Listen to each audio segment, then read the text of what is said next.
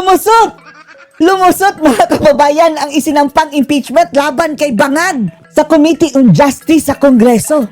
Yung dalawa mga kababayan, una, yung isinampa ni mga kababayan, Attorney De Jesus na abogado daw di umano ni Lisa Araneta. And then, yung isinampa din mga kababayan ni Lisa Masa nung mga makakaliwa, makabayan black mga kababayan. Laban kay Marcos ito ha, Bongbong Marcos Jr. mga kababayan.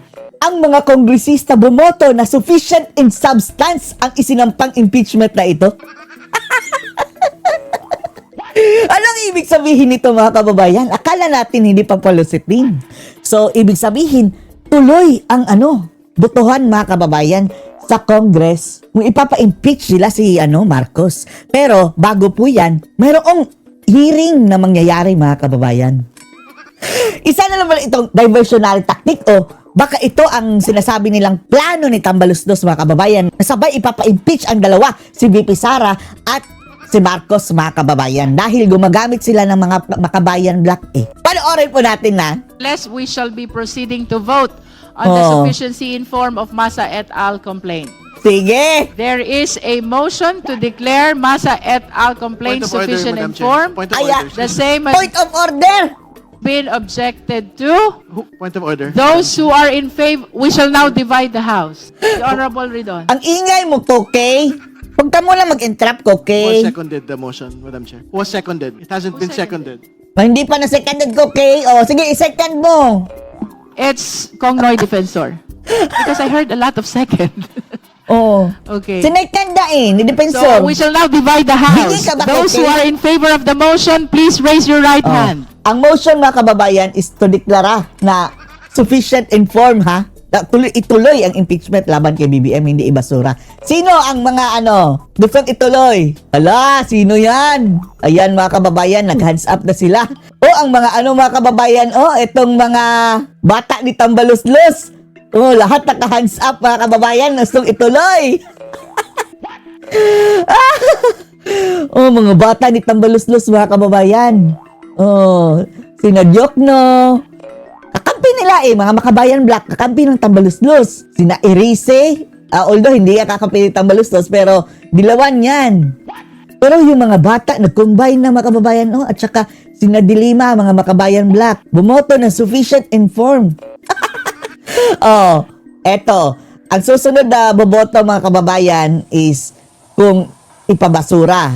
Tingnan natin na kung Those who sino are boboto. not in favor of the motion, please raise your right hand.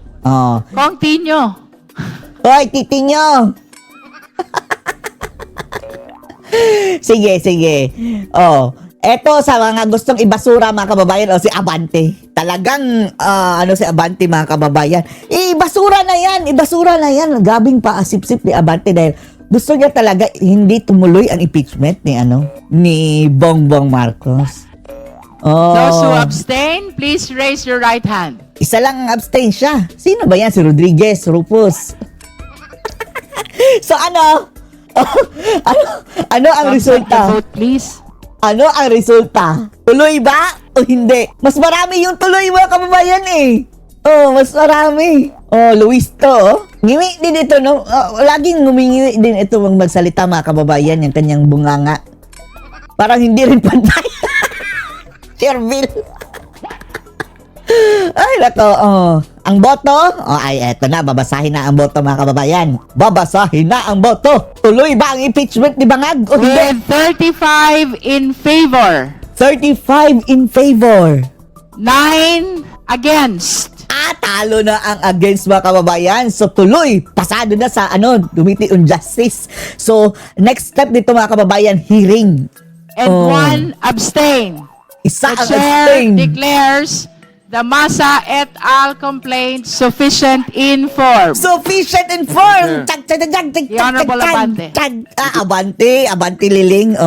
Violent si Abante. Very clear It is very clear. that there is insufficiency form. Wow! Pero talo ka Siyam lang kayo? Bumoto? Very clear po yan. And I'm so glad for the rest of those, my colleagues Oh. that supported my objection. Oh.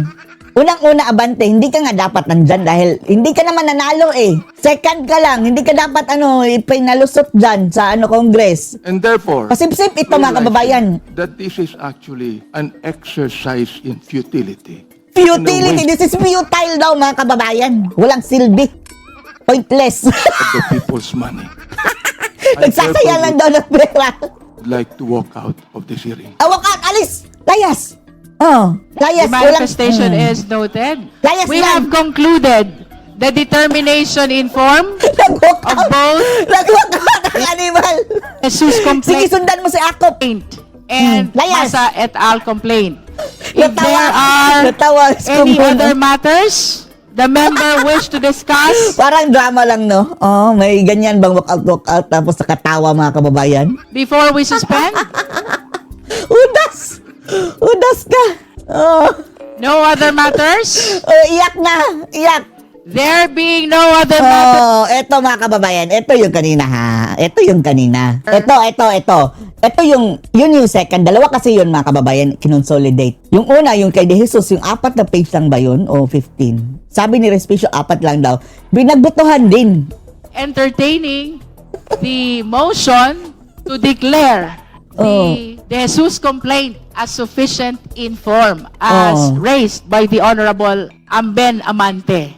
O, sufficient. Yung isa, ito yung nauna, sufficient informed din. Madam Chair, the motion to vote, if it is voted in favor, it's approved. It is therefore voted in form as sufficient. So there's no need for another motion to declare because I have already moved to vote, and with that vote, it will result on either its referral back to the Secretary General because it is insufficient in form or it is approved. Si Abante nag-walk out talaga, no? Proceed to the next step. Thank you, Madam Chair. With the indulgence of the Honorable Rodriguez, the Chair was listening very well Ang pinakain ng mga buaya, oh. Ang pinakain na, oh. Gastos natin yan. when he raised the motion of voting already about the sufficiency in form of the Jesus complaint. And the intention of Yung the De Chair, Jesus, yung when sa abogado she ni Lisa. recognized Honorable Rodriguez, Sa and makabayan, even iba din yan, solicited mga kababayan. second to that motion, is to resolve whether or not we will be doing the voting now or after we deliberate on the sufficiency in form of the second impeachment complaint. Ito. So, After nito, mga with the kababayan, indulgence of the grabing Honorable gulo. Rodriguez, I hope we can Oh, proceed. drama? Gulo ba? Oh. We have granted the motion to do the voting now, and now we are entertaining the motion to declare the Jesus complaint as sufficient in form. Go ahead! Oh. There is a motion to declare the Jesus complaint as sufficient in form as raised by the Honorable Amben Amante. The same has been seconded. Is there any objection? Oh, objection na naman. Sa Abante na naman siguro yan. Object, Madam Chair. See? There Abante. I did not properly hear Kasalanan ba namin kung bingi ka o hindi mo narinig Abante? the nation on that sufficiency in form. And that is what I would like to hear. And because of this, I object. I object? Oh, grabe talaga. Oh. Pero later on, nag-walk out. There is a motion to Grabe, declare oh, pasikat ni Abante. Jesus Oh, pasipsip Abante, di ba, yan ang purpose na naupo ka dyan. Hindi sana yan nanalo eh. complaint as sufficient in form. The same has been objected to by the Honorable Abante. Honorable And ba therefore, yan? we will be dividing Dishonorable. the House. Divide din nyo. Those who are in favor of the motion, please raise your right hand. Sino nag-in favor, mga kababayan? Dito sa una Offset, ito, ha? please count. Hala, halos lahat. Paano na yan, Abante Liling? Halos lahat nag-in favor ng sufficient inform, mga kababayan. Oh, paano na yan, Abante Liling? Oh, siguro siya lang mag-isa, no? Halos lahat, oh. Yung kay De Jesus daw, sufficient inform. Napagkaisahan ba dito si Bangag, mga kababayan? Dahil mga tuta ito ni, ni Tambaluslos lahat ito, eh. Oh. Tapos kay BP Sara, sila lang din, mga kababayan. Ipapa-impeach din nila si Sara. 2 birds in 1 stone. Ang magiging impeachment nito. The Lord. All right, did we get the number? Those who are Almost not all. in favor of the motion, please raise your right hand. Sino? Sino? Abante lang isa. Diyos ko. Si Those Abante who lang isa. abstain, please Ay, raise your right nakakawawa hand. ka naman. Abante liling. Isa lang ang abstain din. Absent. Wala. Delikado si Bangag dito mga kababayan kung totoo yung sinasabi na ito ang ganti ni Tambaluslos. Delikado With si 46 Ngagwa. votes in favor, 1 vote against, and 1 abstain. The chair declares the De Jesus complaint as sufficient informed. Sufficient inform. Now Sorry. we shall proceed to our Abante. determination of sufficiency informed of the Masa et al. complaint. Iba din to yung May masa. we request the endorser Tingnan. to manifest their respective positions. The Honorable Lago. Ano kayang posisyon? Si Alago. Madam Chair. Eto na ang With regard to the nakaupo. determination of sufficiency in form of the Marcos Ay nako, etong mga hypocrites. impeachment complaint filed by Masa et al. Based on our rules of Lisa procedure Masa. in impeachment proceedings, there are 2 important questions to be asked. Number 1, is the complaint verified and endorsed properly? And second, is the complaint subscribed and sworn to by Sira ng ngipin din ni Ilago mga kababayan. Paayos mo rin yan. Si Tinyo rin sira ang ngipin mga kababayan. before a notary public? The answer to both questions is yes, Madam Chair. So, it is the position of this endorser, these endorsers, that this verified complaint Bakit nasisira yung mga ngipin ninyo? filed by Masa et al. is sufficient in form. Thank you, Madam. Thank you. Thank you, Honorable Elago. We would like to acknowledge the Paano kaya kung kung natuloy yung sinampa ng Duterte Group mga kababayan, boboto kaya sila na sufficient informed doon? presence of the Honorable Milagros Kalaban Aquino nila eh. Magsaysay. For the guidance of everyone, the committee is counting the vote of only the members and the ex-officio members and those who the non-members who were deputized. Again, justice members, ex-officio members, and non-members who were deputized by ex-officio members. That's for the guidance of all the members. We have concluded on the manifestation of position of the Honorable Elago. May we hear the manifestation Honorable. of the 2 other endorsers? Madam Chair. Sige, The magsalita Honorable kayo. Pino is recognized. Si Titi nyo. I have the same manifestation so that will Hindi, same laman pala eh. Huwag ka lang masalita. Sayang ka lang sa kuryente. suffice as far as Thank I'm you. concerned. So, pais mo mukha mo. manifestations, Madam Chair. Thank you. Aksaya Thank ka you, lang ng Honorable Ko. Now we will be listening to the comments of the members of the Justice Committee. Madam Chair. The Honorable Janice Digamo is recognized. Madam Di ba yan yung Si Digamo? The impeachment Yan ba yung asawa mga kababayan nung na ambush? There are 36 Di ba mayor siya dati? Filipino citizens who filed the complaint composed of Oo leaders nga siya and nga, no? members Naging of different congressman na pala siya? organizations from the marginalized and underrepresented sectors. So it is my Represented? humble submission that the impeachment complaint filed by Lisa Masa and 35 other complainants complies with the requirement as to who can file an impeachment complaint. At least hindi na basura, no? Under the Constitution and the House rules Pero gayon pa man mga kababayan, ang question dito, kung sapat ba ang boto na mapa-impeach si Bangag? of procedure in impeachment proceedings, an impeachment complaint may be filed by any member of the House of Representatives or by any citizen upon a resolution of endorsement by any member thereof. As to the personality of the respondent, the President is among those listed as impeachable officers under Section 2, Rule 11 of the 1987 Constitution. It states that the President, the Vice President, the members of the Supreme Court, Sabay-sabay nila the members of the ipapa-impeach, mga Constitutional kababayan. Commissions, and the Ombudsman may be removed from office on impeachment. This constitutional provision is reiterated under Section 1, Rule 1 of the Rules of Procedure in impeachment proceedings by the House of Representatives. Thank you, Madam Chair. Thank Okay, you. fine, May whatever. we hear from any other member? Madam Chair. The Honorable Po is recognized. Madam Chair, I want to bring up 2 points in terms of the form. First and foremost, I want to point out, as stated by Honorable Po, kindly speak closer to the microphone. Madam Chair, so I would like to point out 2 points.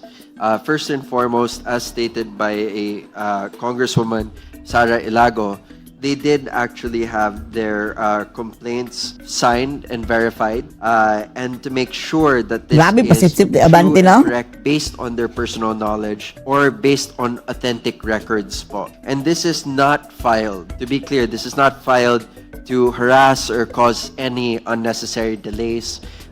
This is also important in verifying the documents. Second point that I want to bring up, and this is something na I think our fellow Filipinos should also take note of when it comes to our rules. Importante at mahalaga na meron tayong miyembro ng Kongreso na mag-endorse po dito sa complaints.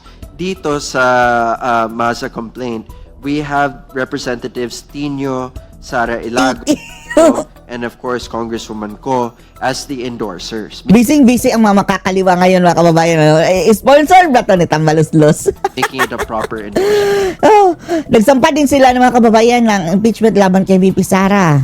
Tapos, idadaan na naman dyan sa ano This ni endorsement Listo, was mga also kababayan. filed on January 26, 2026. Two birds in one stone sila. And it was subscribed before the Secretary General, meaning she was present during this filing. And these are all important provisions which make it a verified document. And I would like to point out that in terms of the form, these seem to be all complete. Thank you, Honorable Po. Other observations from the members? Honorable Chua? Chihuahua. Madam Chair, we've been talking about verifications and oath, but hindi naman po natin pinapa-identify yung signature. So I think that is very important because maybe later on, baka biglang itanggi yung signature. May I ask, Madam Chair, if the complainant or complainants are present in today's committee hearing? Madam Chair, The Honorable De Lima? thank you.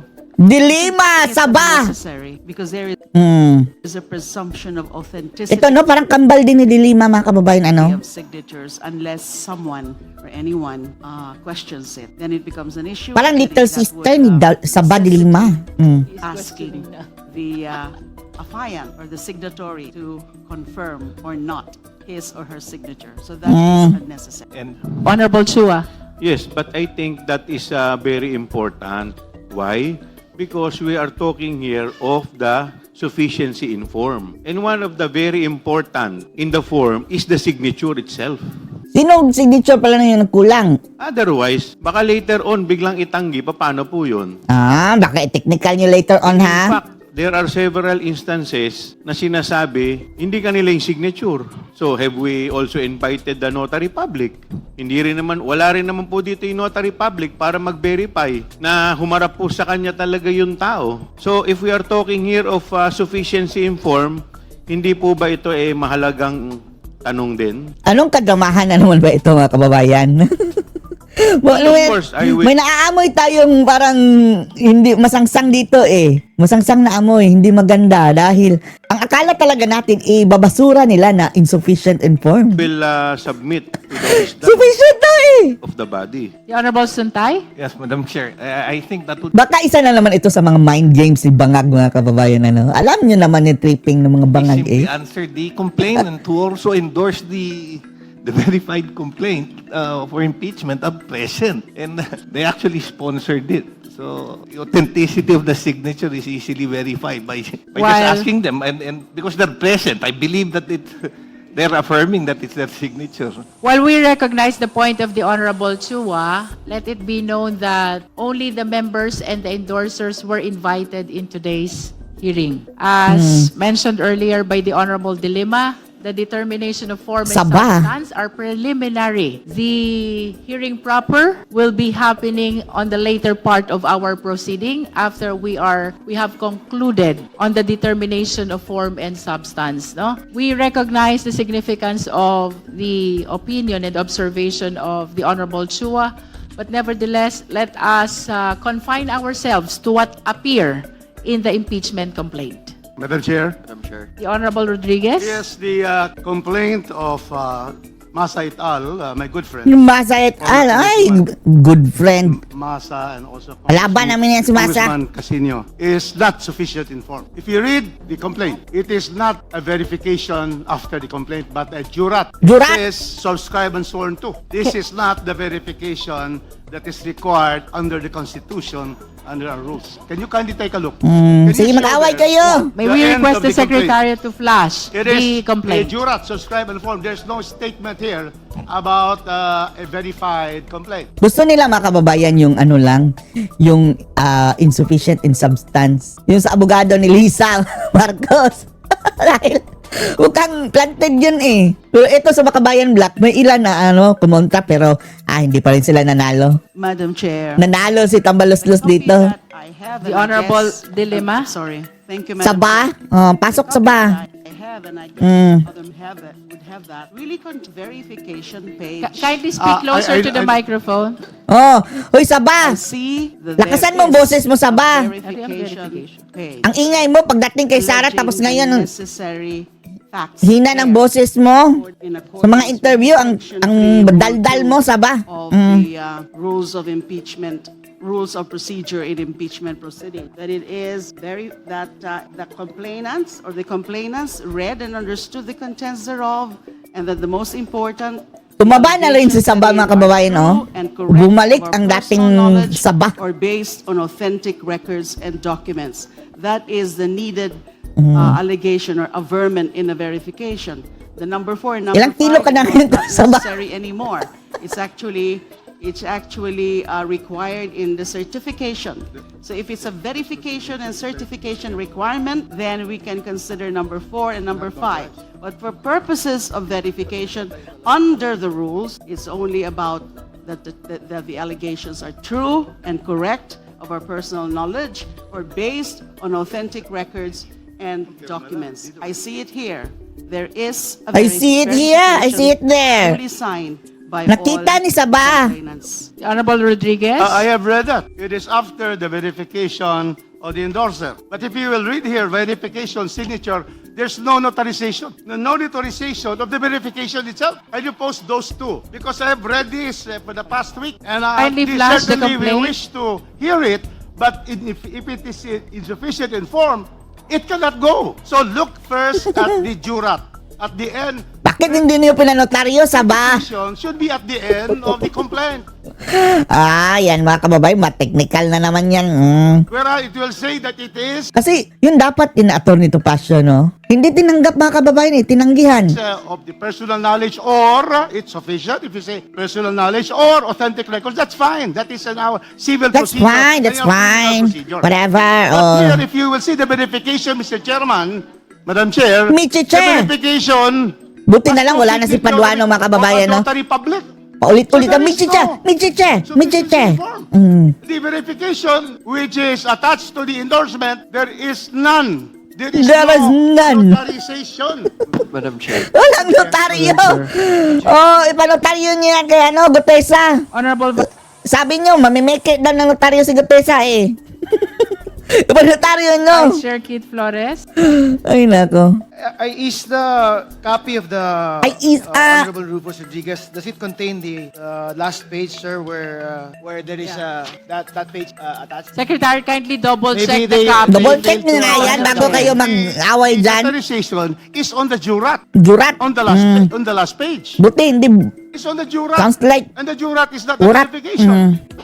Not on the actual Madam Chair. Sir, Nag-aaway it's na not sa verification. If you look notaryo at the ang mga verification gwa-gwa. which they attach after the verification of the three. There is no notarization after Kathleen Gaya de Guzman. No notarization. So how can there be a valid verification? How can there be? The page before that, Congressman Rufus Rodriguez, also includes... Ay, magbotohan Can you na lang flash kayo. The page before that, please. Madam Chair, Comsec. point of clarification before we can answer that one. Let us wait until the speaker finishes first before we call the rest. Wala na tayong tiwala dito sa mga pinaggagawa ng mga buhaya, mga kababayan, Vice Chair Parang- Dumagan, we will call you after. Parang ang lahat we ng have mga pinagagawa, mga kababayan. Parang kasindikatuhan. that page containing the jurat. May I know if Ngiwi? we have the same copies? Because We are supposed to have the same copies, but nonetheless, if that we is are so- flashing this page on the screen that contains the jurat. because if Yeah, that's right. Subscribe and sworn to. Yes. That is the jurat. It's not a verification. Go to the next page. It is notarized, correct? Go to the That next is page. correct. That's why I'm asking. Do we have the same copies? Yes, I If think the we have the answer same. is yes, then Congressman Rodriguez. We're is supposed to correct. have the same copies. So therefore, there is only no... jurat. Yan pala ang mga walang Only pirma. jurat. So therefore, there is no sufficiency in form. Pagbutuhan nyo na nga. The chair examined the copy of the complaint, but prior to this jurat, there is a verification signed by the complainants. Yes, but no Although it doesn't bear the notarization. page. Therefore, Walang it is not notaryo. serving, it's not public record. It is not something to bind Dapat na us. pumirma sila sa There is taas, no no? after the signature. We will be suspending to check the copy of the Honorable Rodriguez. Ah, yan. Ito, Bobo ba to, mga kababayan? Ito mga makabayan black? Bakit kasi hindi pinanotaryo at pinirmahan? there is no signature. So yan na, matiteknical na rin yan later. Diyos ko, Lord. Verification. They were signed by the complainants. Pero wala daw notaryo. It is 2 pages because they have a lot of complainants, more than 32. And then after the signature of the complainants, we have the jurat. The jurat is supposed to be the oath to the verification. And then the names and the identification of the Isa-isa per page complainants. kasi yung notaryo eh. And then on the last page, the administering officer of the jurat, the notary public. I hope this satisfies the Honorable Rodriguez. Madam Chair, we really would like your impeachment complaints to be heard. But the first requirement in the Constitution and our rules is sufficiency in form. If we will go back again, after the complaint, there is a verification. The only that was where it is signed. But there is no notarization on that. And then it goes to the jurat. The jurat, there are no signatures, and the jurat was the one that was notarized. Baka It really Baka is ma-question lack- yan later. is Bobo insufficient kasi in itong... form. We cannot proceed with the complaint where the verification is not notarized. Etong ano no, sinababalo mga kababayan, sinadilima. Sana inayos na nila yan no, para hindi na ma-question. And its jurat has not been signed and it is the one notarized. Baka palabas nyo na lang naman yan ha. So we have to stick to legal rules, Madam Chair. In the rules, our rules on criminal procedure apply supplementarily. So there can be, it's just like a complaint which is not signed and not properly identified and verified. So therefore, it's clear. If you flash again, I would like to have this flash, Madam Chair. So Sige, everybody flash will know, lang. including the public. Can we go to the verification Madam Chair. after the complaint and then the jurat and the signature? Because it is, we are lawyers here, we are trying to have the legal proceedings in proper order based on the law. Madam Chair. The Honorable Arisa is recognized. Madam Chair, if you will look at the first complaint, it's the same thing. Yung verification po, hindi notarized. Yung pong, Baka lahat na yan technical. yun lang pong jurat ang notarized. It's the same thing. It's not the same thing, Mr. It's Chair. the same thing. To answer, This Madam is- Chair, it's not the same. It's the same thing. This is the copy. Yeah, it is verification and then the signature of the notary public. It is different. No, there's no notary public. In my copy, in my copy, Well, there's no it is Ana, Patricia, Ana is as in Veloso, Ana Ana Patricia Veloso. Chua. Yes. It's the Page Akala natin sa Ana Malindog, uy. 13 and 14. Page 14. Yes, no. Okay, can we check the... Point of order, Madam Chair. Point Ayan na naman To si satisfy Abante the needed comparison Lele. between the first and the second impeachment complaint, can we flash again the verification Chair. of the De Jesus Flash. complaint? Madam Chair, Please point wait of for your order. I-flash kayo sa turn inidoro. as we call Ang ingay mo, one Abante. after the other all the members of the House who wishes to make Yun. their manifestation. Madam Chair, point of order. Point of order muna ako. The Honorable Wow, Abante is eh, recognized. as if naman no. Shut up Abante, hindi ka kasali dyan. Wala kang bilang dyan. Hindi ka dapat congressman eh. Talunan ka. People are arguing without even addressing the chairman. My goodness, pareho naman tayo legislator dito. Alam na natin. Wow! Utos Wow! dito eh. Ang Address the ang chairman respeto first. pa.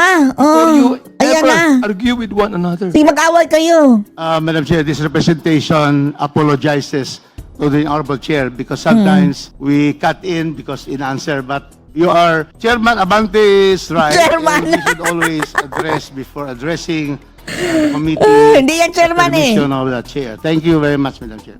Thank you. The chair is in possession of the complaint of De Jesus. And my observation is, it is the same as the complaint of Masa et al. Kung ipinasa ninyo, di There is pasayin. verification, signed by the complainant. It is followed by the jurat, subscribed and sworn to, Jurat. and then signed by the notary public. Then let me go back to Masa et al. There is a verification. Dapat kasi, mga signed by the kababayan, per many page yan. complainants. After the 2-page signature follows the jurat, subscribed and sworn to. And then at the end of all the names and identification cards, identification of the complainants is the signature of the notary Pagbotohan nyo public. na. Madam Chair, Daming short sinasabi. manifestation, Madam Chair. The Honorable Short. Vice Chair Garbin is recognized. Short I, manifestation, tapos ang haba. Confirm your Oh. findings on the verification of the Masa complaint. The verification, as together with it, the jurat, would yield the same date, Madam Chair. It was verified and signed by the complainants January 22, 2026. The jurat also yield the same date, January 22, 2026, Madam Chair. I submit. Thank you. Well, everybody's observation are being noted by the committee. But anyway, we will be proceeding to vote later on. And just to conclude, the Sige, position conclude of ninyo. the endorsers as to the sufficiency in form. May we hear from the endorsers with regards to the comment of the Honorable Rufus Rodriguez? Madam Chair, we respectfully reiterate our manifestation earlier that our this verified complaint, which we have endorsed, complies in sufficiency in form. The matter of fact of the notarial seal Who does? being on a separate page is due to the volume of signatures of the complainants. There are 36 and they cannot fit in just one page. And nonetheless, it could be a matter of one could argue notice can be taken of the fact of Who does ang mukha nito, mga kababayan, no? complainants swearing to the notary of the items in the verification that Shut up, was Kulot! heavily covered by the media on that day. And you could also witness the notary also providing his notarial seal and his signature on all the documents provided. And with that, Madam Chair, we once again respectfully submit that this complaint is sufficient in form. Thank you. Madam Chair. The Honorable Suntay.